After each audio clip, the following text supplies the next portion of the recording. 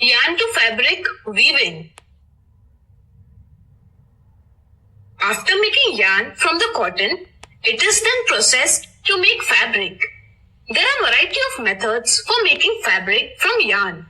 In this lesson, we will learn about weaving. Let's understand it with an activity. Take sufficiently big square pieces of paper, one red and other blue. Make equal strips of red paper. Take blue paper and fold it in the middle. From the folded side, cut the paper at equal distances, but not all the way through. Now unfold the paper and you will see the paper with cut in it.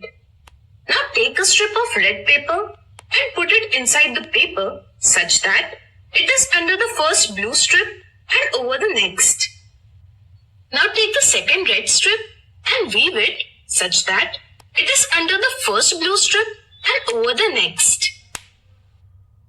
Repeat this process few times. Now you should see this pattern. You can weave yarn in the same way, but for that we need two sets of yarn.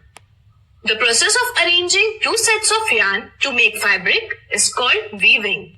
It is very difficult to weave yarn with hands. To make it simple, we use a loom. Basically, a loom is a structure which is used to give support to your weave. A tightly held thread or yarn strung over the loom vertically is the wrap thread or wrap yarn. Another thread which is drawn through and inserted over and under the wrap thread is the weft thread or weft yarn. With weft thread, it is possible to create different patterns and designs in the weave and therefore different designs in the fabric. In hand looms, weft thread is inserted by hands.